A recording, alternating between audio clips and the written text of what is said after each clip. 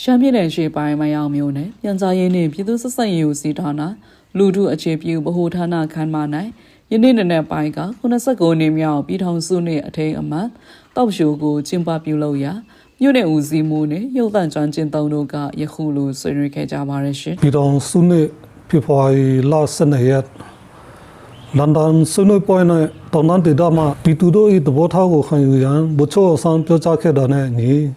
1949ခုနှစ်ဖေဖော်ဝါရီလတွင်ပင်လုံညီလာခံကိုကျင်းပရန်ပြင်ဆင်ခဲ့ပါတယ်။ဗိုလ်ချုပ်အောင်ဆန်းမူပြုတဲ့ကောင်းဆောင်များနဲ့တောင်တန်းဒေသမှကောင်းဆောင်များဟာ1949ခုနှစ်ဖေဖော်ဝါရီ17ရက်နေ့နေ့လယ်အထိဆွေးနွေးကြပြီးတော့လူလိုက်ရေးကိုအတူတကွရယူရန်ဆုံးဖြတ်ခဲ့ကြပါတယ်။1949ခုနှစ်ဖေဖော်ဝါရီလ12ရက်နေ့နနက်10:00 နာရီမှာတော့ဗိုလ်ချုပ်အောင်ဆန်းနဲ့အတူကချင်ချင်းထားမျိုးသားကိုယ်စားလှယ်ကြီးများဟာခွန်တူညီမြတလုံးတစည်းဒီနေထိုင်ကြတော့မီဟူသောတန်တိထံဖြင့်ပြည်လုံးစာချုပ်ကြီးကိုလက်မှတ်ရေးထိုးခဲ့ကြပါတယ်ဟုတ်ကဲ့2026ခုနှစ်89နှစ်မြောက်ပြည်ထောင်စုနှင့်အမျိုးသားရေးဦးတည်ချက်ကိုဆွေးနွေးသွားမှာဖြစ်ပါတယ်ရှင်။နိုင်ငံတော်၏အမျိုးသားရေးရည်မှန်းချက်ဖြစ်သည့်တိုင်းပြည်သားယာဝပြောရေးနှင့်စားရည်ရိက္ခာဖူလုံရေးအတွက်တိုင်းရင်းသားပြည်သူအလုံးကဝိုင်းဝန်းကြိုးပမ်းဆောင်ရွက်ရေးနှင့်တိုင်းပြည်တည်ငြိမ်အေးချမ်းရေးနှင့်တရားဥပဒေစိုးမိုးရေးလုပ်ငန်းများအောင်မြင်စွာအကောင့်ထဲပေါ်ဆောင်ရွက်ရာတွင်နိုင်ငံတော်အစိုးရတပ်မတော်တို့နှင့်အတူတိုင်းရင်းသားလူမျိုးအားလုံး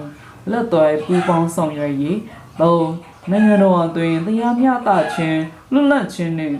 ညီမျှခြင်းတည်ဟူသောလောကပါလတရားများထွန်းကားလည်းတိုင်းရင်းသားလက်နက်ကိုင်အဖွဲ့များနှင့်ထာဝရငြိမ်းချမ်းရေးတည်ဆောက်နိုင်ရန်အတွက်ဝိုင်းဝန်းကြိုးပမ်းဆောင်ရွက်ရေးတိုင်းရင်းသားညီအကိုမောင်နှမများ၏ယဉ်ကျေးချစ်ကြည်မှုယုံကြည်မှုစီးလုံးညီညွတ်မှုစုစည်းလှုပ်ဆောင်မှုတို့ဖြင့်စစ်မှန်၍စီကံပြေဝသောပါတီစုံဒီမိုကရေစီစနစ်ကိုကျင့်သုံးပြီးဒီမိုကရေစီနှင့်ဖက်ဒရယ်စနစ်ကိုအခြေခံသည့်ပြည်ထောင်စုကိုတည်ဆောက်၍